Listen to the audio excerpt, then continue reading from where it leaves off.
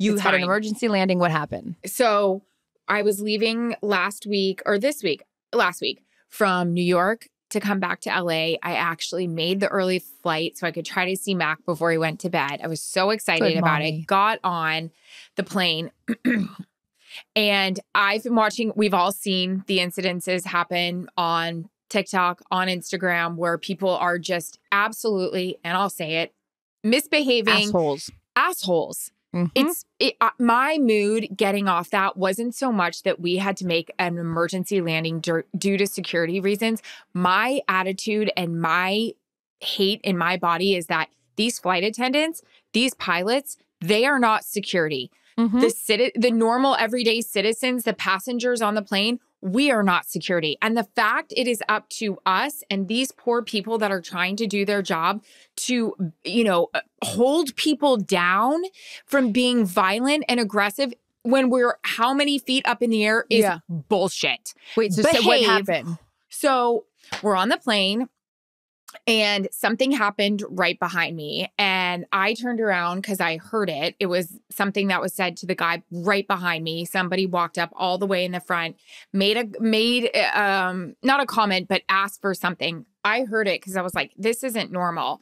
And then he asked me, and I was like, this is so wrong, or this is not normal. I turned around and looked for the flight attendant who was actually walking down the aisle, and I just said, help, help, help, help, help.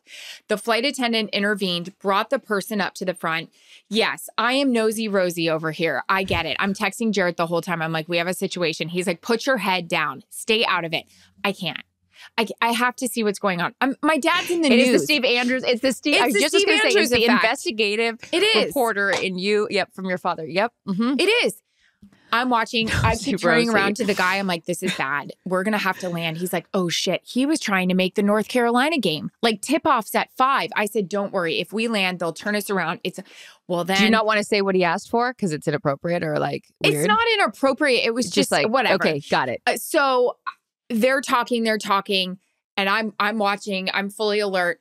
He goes back to walk back down the aisle, back to his seat. I put my head down because I was like, oh shit, I hope he doesn't know that I asked for a flight attendant. He goes to the back. I see a lovely male flight attendant follow him, but walking fast. I'm like, oh God. Uh-oh. Nosy Rosie, News Channel 8.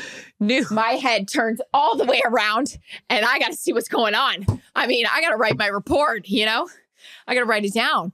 So I am watching. Forget about the book that I have or all the things or what I'm watching. I was like, I got to watch this. So I keep monitoring that. The steps that the pilot and the flight attendants took, I found interesting as somebody who works in a news gathering situation. You could definitely tell shit was going down and they were getting ready to land. Yeah. So whatever transpired between him coming up the aisles, making whatever said request to you and the gentleman behind, and now he's in. No. I was just sequence of events. So he's come up. So far, the only activity we've seen, again, Nosy Rosie reporting live. Eyewitness News at 11. Sure. Is he's come up the aisle, made the request to you, the gentleman behind you, went to the flight attendant, now back down the aisle, and that's all we know. Yes. Okay. So, and then a flight attendant follows him. Mm-hmm. You could obviously tell from people going back and forth the just what was happening up front. There was concern. I may or may not have had eyes on him at some point down there, all the things.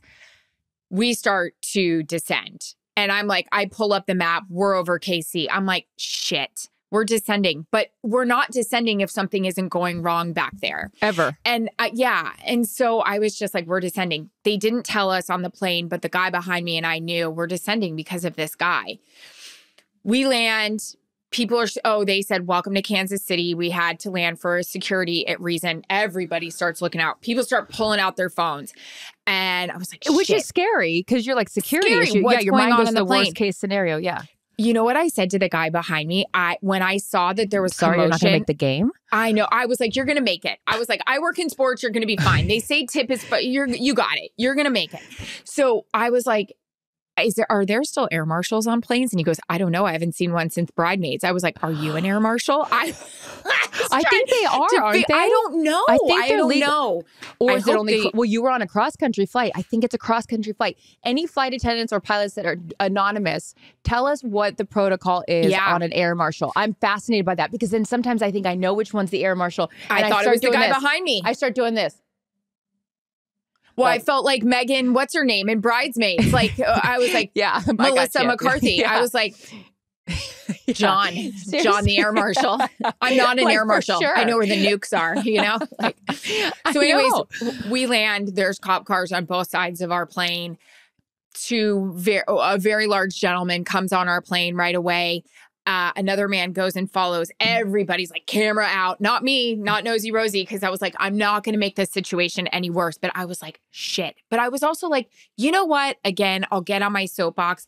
Good for the airline. Good for the pilot. Good for the flight attendants. It sucks we were delayed. I didn't even care about that. But like, shame on you. You should never be able to fly again. This is not the airline's responsibility. I'll say this right now. Delta, good for you. You handled it so well. I felt so friggin' bad for those flight attendants. This is not their job.